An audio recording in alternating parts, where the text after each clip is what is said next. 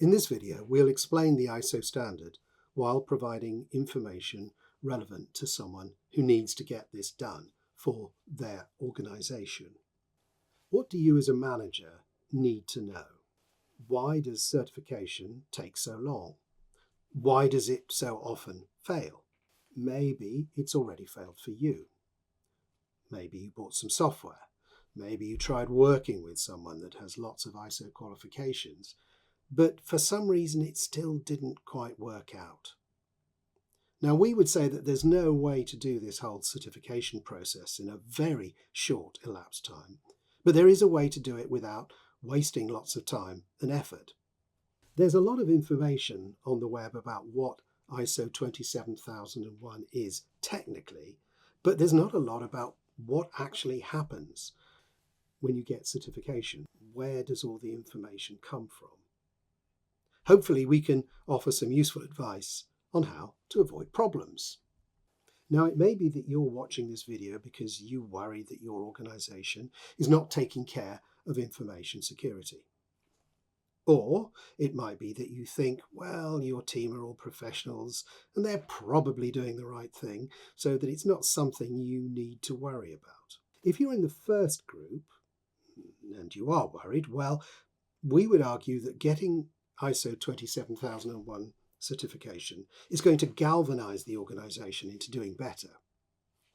By better, we mean you'll have visibility into your risks and how they're being managed. You'll be able to see that you're meeting your contractual and legal obligations, and you won't get caught out. If you're in the second group, well, just think of the extra business you'll be able to do with ISO 27001 certification. And also, you know how so many customers seem to send you these massive compliance questionnaires that you have to spend so much time filling in? Well, having ISO 27001 will mean that either the customer will be reassured and won't require the questionnaire, or it'll be much shorter, or they'll still send you the massive questionnaire, but now you'll be able to complete it much more quickly by using information you've already got in your ISO documentation. There's another reason, and that's when things go wrong. Does your team know what it's expected to do? Customers and investors will want to know what agreements you have in place. What were the rules for info security? Were they appropriate? Were they followed? And you will be liable for not having had these things in place. So what is it? ISO 27001 is a standard that tells you that you must protect your customers' data.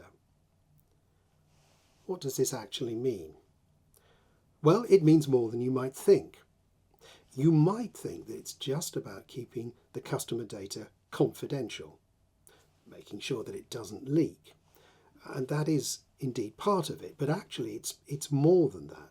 There are three principles, the so-called CIA principles, and we're going to talk about them in a bit more detail in just a minute. It also gives you suggestions about how to do that protection of your customers' data, and that's in one of the documents, 27002. It specifies how to present the evidence that you are doing this. There are these things called risk assessments and policies, again, which we'll talk about in a minute. It also insists that you have a team and processes to do this, the Information Security Management System, the ISMS. So a word about the team. The standard does not actually specify a team, although it implies having an information security officer. And sure, yes, you should have one. But practically, you can't have one person that everyone has to go to that kind of stops everything. You've got to have a team, not necessarily a full-time team, but we strongly recommend having a team to do this. Okay, so let's look at these CIA principles. The first one is indeed confidentiality. So information must not leak. But then you have integrity, the property of accuracy and completeness for your data. And finally, availability. So the customer must be able to access their data when they want to. Let's look at an example. Let's take the simple example of a bank account. So, confidentiality. The bank should not let anyone else know how much is in there, and all of your transactions should be private. Integrity. If you make a deposit or a withdrawal, the balance should change correctly and it should show the transaction. Availability. You, as the customer, must always be able to check the account to see how much you have, to see your transactions, to be able to deposit or withdraw money. Okay, so you might think that the standard is only concerned with information in IT systems, but actually this is not the case. You will, for example, need to provide evidence that your HR systems are taking care about who's employed, and, for example, that they have processes for dealing with staff who break security rules. You've got business continuity planning. Do you have a single point of failure with staff? Only one person who knows how to do something. There are legal and compliance issues. There are sales and product issues. Lots of other areas you need to consider. So let's have a look at the standard documents. Well, there are several. The main ones are 01 and 02, and we can advise you about the important parts. So you've got 0, which is a glossary in reference to other parts of the standard, 01, which tells you what you have to do, and there's this mysterious Annex A, which is really just a list of headings in 27002. So in 02 you've got suggestions, if you like, serving suggestions for what to do to protect your data. 03 is a document about how to operate an ISMS, and 04 is about how to measure how well the ISMS is working, and then 05 is more detail on risk assessment. And these documents specify that you must produce evidence in a particular format. You must produce certain types of lists. You must generate certain types of documents. And you must do certain types of processes and even hold particular types of meetings and to minute them. And all of this is done by you operating the ISMS. So what's going to happen? Well, to get certified for ISO 27001, you must be audited. Now, you might think that being audited involves a team of cybersecurity experts testing your company's defences, maybe doing penetration tests or, something like that. But no, they won't actually be doing this. The people auditing you are not cybersecurity experts, although they will, of course, have a good awareness of cybersecurity issues. They are ISO 27001 experts. It's a management standard, not a technical one. The auditors want to see evidence that the organisation has done things that are likely to lead to protecting data. So by this I mean evidence that you've thought about all the risks to date. That's this process called risk assessments. 2, that you've done something about those risks or you have plans to do so. And also that the things you've already done have to look reasonable. And thirdly, you've got to have a team of people regularly monitoring the performance of the system. And this team and the processes that it's following, as we said before, is called the Information Security Management System, the ISMS. So it's all very well for the standard to say that you must protect information. But practically, how can you do this? Well, the standard considers that data lives inside assets, things like user devices, laptops, phones, software you use, software you write, networks, offices, even people. And to protect the data or information in these assets, you must protect the assets. You must document and organise these assets to make it easy to manage and audit. So, in fact, knowing what the standard expects to be recorded as an asset and what level of detail to go into is a bit of an art. We can advise you on how to do this and how to manage the asset register and its associated documents to make it easy, or perhaps I should say less hard, for you to manage and for the auditors to audit. So practically, you have to set up a team, the ISMS team. Now, this is not necessarily a full-time team, although you might want to have a full-time coordinator. You have to educate your ISMS team in the basic concepts of ISO 27001. You have to go through this thing called the risk assessment process. Now, this will involve the ISMS team and the subject matter experts from the operational teams. So what do you have to do? Well, first, as we've said, you've got to create the asset register. And then for every asset, you've got to do a risk assessment. You've got to analyse what the risks are and what their impacts are. And in fact, this is the part that takes the longest. You've got to turn your best practices into policies and procedures and show that you've communicated these to your organisation. And obviously, you've got to get resources to get all this done. And you have to put risk mitigations in place. The standard calls these controls. Now, once you've done this, congratulations, you've just built an ISMS. Now all you have to do is to operate it. So you've got to operate the ISMS for some time with monitoring. You've got to record security incidents. You've got to check that systems are updated, check that people are doing change management correctly, that sort of thing. You've then got to report that it's working or not to management. Then you've got to be audited. You get your certification. Fantastic. But after this, you actually have to carry on. You're going to get audited every year, and the auditors will want to see that you are indeed operating the ISMS.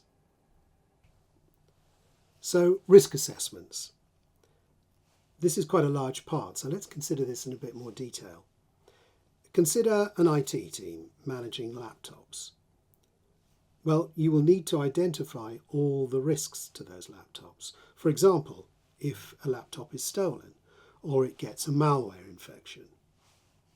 Then you have to consider what to do about each risk. Now, a lot of the time you will already be doing something.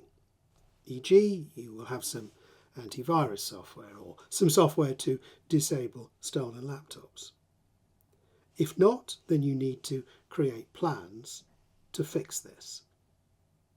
For each asset, the risk owner has to accept, sign off, the asset. They have to agree that the existing mitigation is enough, any plans for future work are good, and any residual risk is low enough. This could be done in a formal meeting or simply recorded in your project management software. But the auditors will want to see evidence that it actually has happened. If there are plans for future work, the tasks, stories, epics, whatever, need to go into a backlog. And when the work is done, well, then another round of acceptance needs to happen. So you can see why we say this is an iterative process. And finally, a formal meeting, the management review.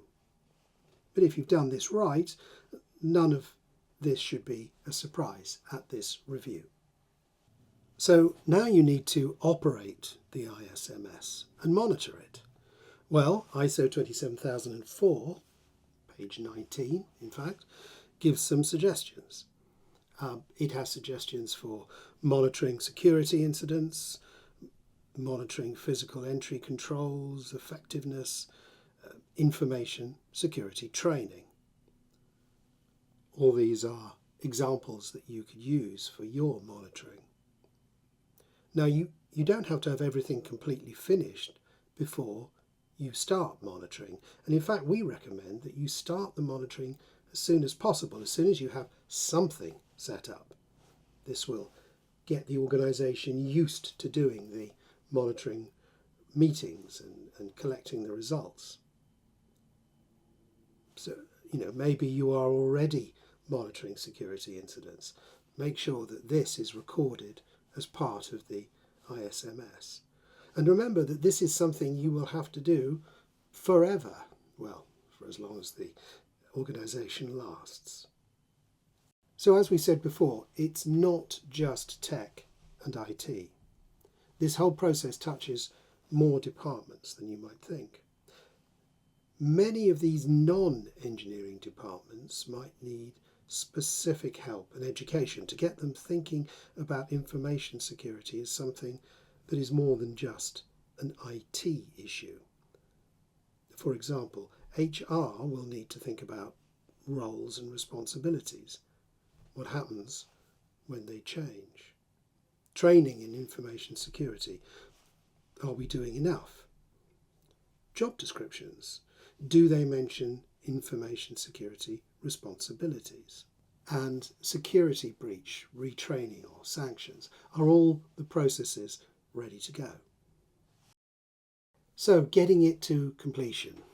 As we've described, there's lots of meetings, mainly for the asset and the risk stuff. There's lots of education required. There's a large amount of document writing, policies, procedures, meeting minutes, those sorts of things. And then there's an awful lot of reviewing and approving. Since this will be the first time you're doing things, it's going to take longer, and you might need to get senior level approvals. So an example of what it's like practically. Let's say you write your policy. Well, that's great. Now you need to read it, review, chase, think about it, ask people stuff and what they think, and then edit and revise it.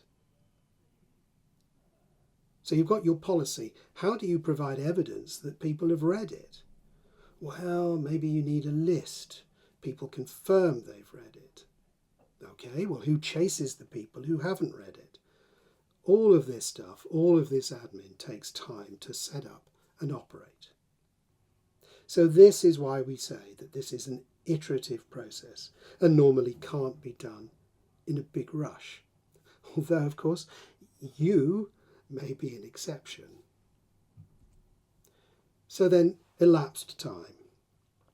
Well, in our view, 1 quarter would be exceptional for developing and implementing a whole ISMS. And 3 quarters elapsed would be good. We have, in fact, helped clients get this done in that time, but it does take some strategic thinking. Also, don't forget that the auditors will want to see evidence of the ISMS operating and being monitored, minimally for 1 quarter. So, what doesn't work? Well, if you're an ISO expert and you show up at an organisation and just give the teams a bunch of forms, if you don't explain to them exactly how it applies to what's in front of them, if you never engage meaningfully with the software team, to be around to answer questions or advise them, and if you don't help your organisation be strategic about what's in, what's out, what's enough, if that's the case, then you're looking at failure. You're looking at this project being a project with no end, which of course is good for external consultants that you've engaged, but very bad for you. So the other thing about ISO 27001 is that its style is quite, shall we say, waterfall-y, the plan, do, check, act kind of routine. and its description of processes can feel quite unnatural if you take them all too literally. We often recommend doing what the standard describes as two sequential processes in a more agile way. We would say, why don't you do them in an interleaved way and then iterate and use feedback loops to improve as you go? And in fact, we can advise you on this. So we hope we can help you meet the letter of the standard without bending your company processes out of shape. So we've said what doesn't work, but what does work? Well, we would recommend that you get help from ISO experts who know ISO 27001, obviously, but they also know the software development process. Get help from people who are really prepared to work with your teams to educate and support them during all the iterations. And get help from people who are prepared to work proactively to help you drive the whole project from start to successful audit. Okay, so in summary, as we said, ISO 27001 is a management standard, not a technical standard. It isn't like buying a piece of protective equipment where an auditor comes by and checks that it's there and turned on. Instead, they want to see a management system, this ISMS, in place. Evidence that people are doing things to protect your information that makes sense to your particular organisation. And as we said before, there's no way to do this in a very short elapsed time. But there is a way to do it without wasting lots of time and effort and going down dead ends and having to do rework. And in fact, we can help you with that.